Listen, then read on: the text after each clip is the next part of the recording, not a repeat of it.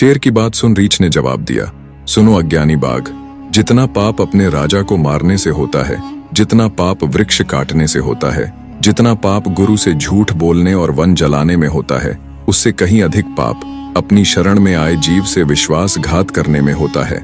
इस तरह रीछ यानी भालू ने शेर की बात नहीं मानी। गुस्साया शेर हाथ मलता रह गया। ऐसे ही आधी रात बीत गई।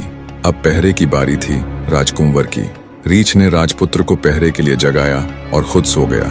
रीछ के सो जाने के बाद शेर ने एक बार फिर अपनी चाल चली और राजकुंवर से बोला, मेरी बात ध्यान से सुनो ए राजकुंवर। सोने से पहले रीछ ने मुझसे कहा था कि जैसे ही सुबह होगी वो तुम्हें खा जाएगा। सुनो लड़के, इससे पहले रीछ उठे और तुम्हारा काम तमाम कर दे, मैं तुम्हें एक युक्ति बतलाता हूँ। तुम इस सोते हुए रीछ को धक्का देकर नीचे गिरा दो, मैं इसे खाकर यहाँ से चला जाऊंगा। इस तरह ना तुम्हें इससे खतरा होगा और ना मुझसे, और तुम्हारी जान साफ बच जाएगी। राजकुंवर उस दुष्ट शेर की बातों में आ गया। उसने सोते हुए रीछ को पेड़ से धक्का दे दिया। किस्मत से गिरते गिरते भालू के हाथ पेड़ की एक डाल आ गई और वो नीचे नहीं गिरा। गुस्साया रीछ राजकुंवर से बोला, धोखेबाज, नीच मनुष्य, मैंने न केवल तुम्हारे प्राण बख्शकर तुम्हें जीवन दान दिया, बल्कि तुम्हें शरण देकर शेर से भी बचाया, और तू दुष्ट मुझे ही मारने चला था।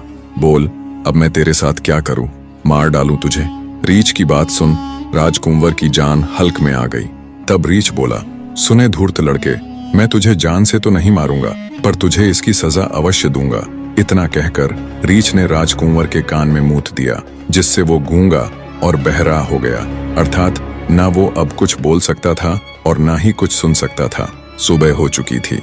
शेर वहां से चला गया। राजकुमार जब राजमहल पहुंचा तो उसकी ऐसी हालत देख राजा को तो जैसे सांप सा लड़ गया।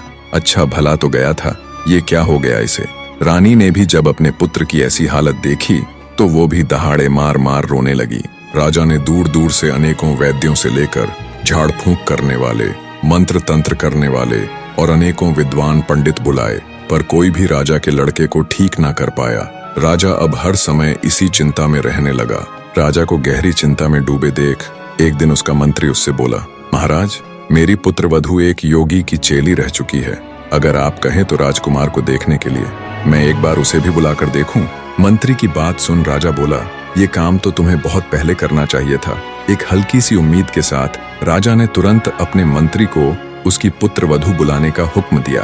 राजा के हुक्म से मंत्री अपने घर आया और उसी विद्वान चित्रकार को ये सारा माजरा कह सुनाया और बोला, तुम्हें स्त्री के रूप में मेरे साथ राजमहल चलना है और राजकुमार का इलाज करना है। मंत्री ने चित्रकार की जान बचाई थी, सो वो तुरंत राजमहल चलने के लिए तैयार हो गया।